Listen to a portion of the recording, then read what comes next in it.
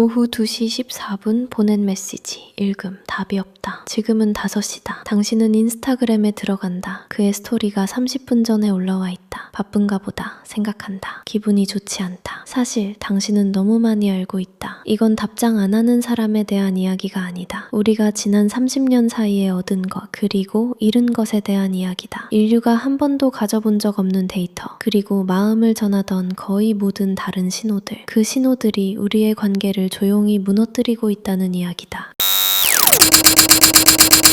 응답 속도, 읽음 표시, 마지막 접속 시간. 우리는 이 숫자들이 무엇을 측정한다고 믿는가? 그리고 정말로 그것을 측정하고 있는가? 한 가지 사실에서 시작하자. 20만 년 동안 인간은 상대방의 주의가 어디로 가는지 알 수 없었다. 상대방이 지금 나를 생각하는지, 다른 사람을 만나는지, 시야 밖에 있는 사람은 측정 불가능한 영역이었다. 이것이 기본값이었다. 1888년 빈센트 반 고흐는 남프랑스 아르에서 동생 테오에게 편지를 썼다. 두 형제는 평생 800통이 넘는 편지를 주고받았다. 한 통을 보내고 답을 받기까지 며칠. 그 사이 빈센트는 혼자 해바라기를 그렸다. 재정난에 시달리고 정신적으로 무너지고 있었다. 하지만 그는 단 한 번도 동생이 나를 잊었다고 의심하지 않았다. 이유는 단순하다. 판단할 데이터가 없었다. 그래서 반복적으로 판단할 일이 없었다. 며칠은 그냥 보이지 않는 시간이었다. 없는 시간이었지. 읽고 답이 없는 시간이 아니었다. 20만 년 동안 인간관계는 이 판단의 부재 위에서 유지되어 왔다. 모르는 것에 대해 매분 성급한 결론을 내리지 않는 것. 그것이 사회적 동물의 평화였다.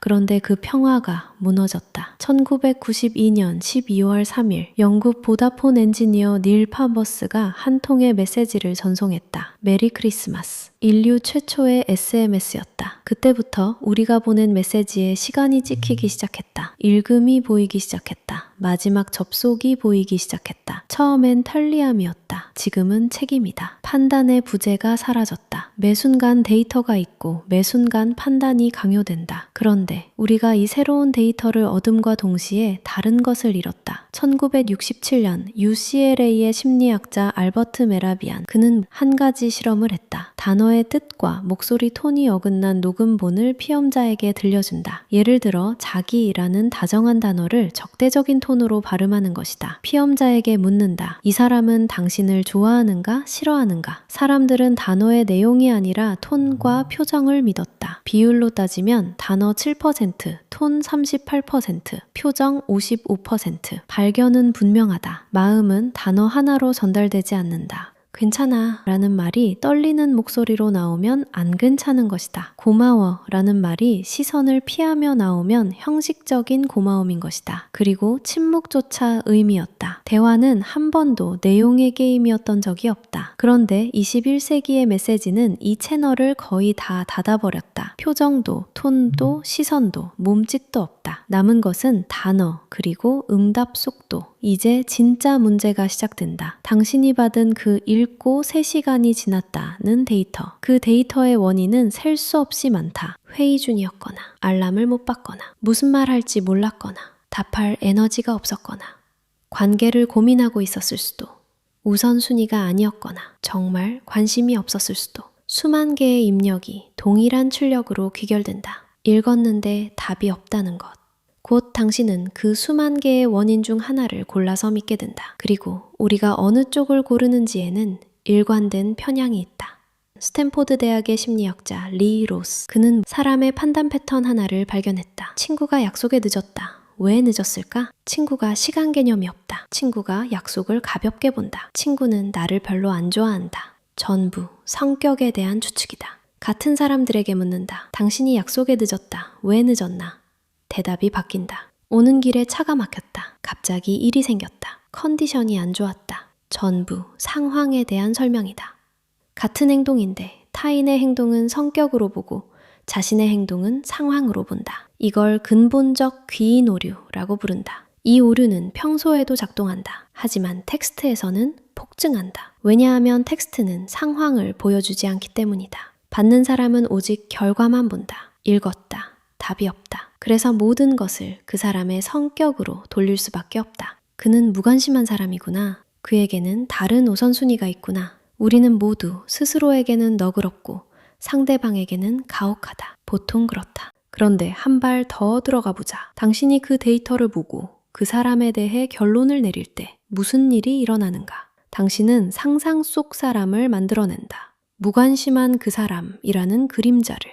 그 그림자는 진짜 그 사람이 아니다. 당신이 가진 데이터에, 당신의 그날 컨디션에, 당신의 과거 경험에 비추어 만들어낸 형상이다. 그리고 그 사람의 메시지가 왔을 때 당신은 진짜 그 사람이 아니라 그 그림자와 대화하기 시작한다. 그 그림자가 보낸 메시지를 읽는다. 그 그림자가 가지고 있을 의도로 해석한다. 그러는 동안 진짜 그 사람은 당신이 만든 그림자 옆에 서서 점점 멀어진다. 실제로 응답 속도가 측정하는 건 그 사람의 마음이 아니다. 그 사람의 주의가 지금 어디에 있는가? 그것뿐이다. 주의는 마음이 아니다. 우리가 그 둘을 혼동할 때 우리가 이야기하고 있다고 믿는 사람은 점점 우리가 만든 허상에 가까워진다. 그리고 이러한 문제는 한국에서 유독 심하게 나타난다. 인류학자 에드워드 홀에 따르면 한국은 가장 하이 컨텍스트 문화에 속한다. 적은 신호에서 많은 의미를 읽어내던 문화. 밥 먹었어? 한마디에 안부, 친밀, 거리를 다 담는 사람들. 그 회로가 텍스트로 옮겨갔다. 사라진 일, 답장의 길이, 이모티콘의 유무, 마침표 하나. 다양한 신호를 읽는 것에 익숙한 한국인들. 그래서 신호가 부족할수록 그림자는 더 진해진다. 고도로 발달한 해석 능력이 텍스트라는 빈약한 신호 위에서 갈 곳을 잃는다. 그래서 더 깊게 해석하고 더 무겁게 판단하고 더 진한 그림자를 만든다. 가장 섬세하게 사람을 읽던 회로가 이제는 가장 정교한 오해를 만들어낸다. 다음에 누군가의 답이 늦을 때 두 가지만 떠올려보자. 첫째, 성격을 묻기 전에 상황을 묻는다. 편향해서 한 발 비켜서는 것. 둘째, 화면 속 그림자가 아니라 진짜 그 사람을 떠올린다. 마지막으로 본 그의 얼굴을, 함께 웃었던 순간에 당신이 알고 있던 사람을. 그 사람은 데이터 안에 있지 않다. 그리고 마지막 한 가지, 그 사람이 정말 무관심한 사람일 수 있다. 그 사람의 관심사에 당신이 없을 수 있다. 당신은 알 수 없다. 20만 년 동안 인간이 한 일이 사실 그것이었다. 판단할 데이터가 없을 때 판단을 미루는 것. 이건 회피가 아니었다. 관계를 지탱해온 가장 오래된 기술이었다. 지금 우리는 그 판단을 미루던 자리를 데이터로 채우려 한다. 그리고 그 데이터는 사실 거의 아무것도 말하지 않는다.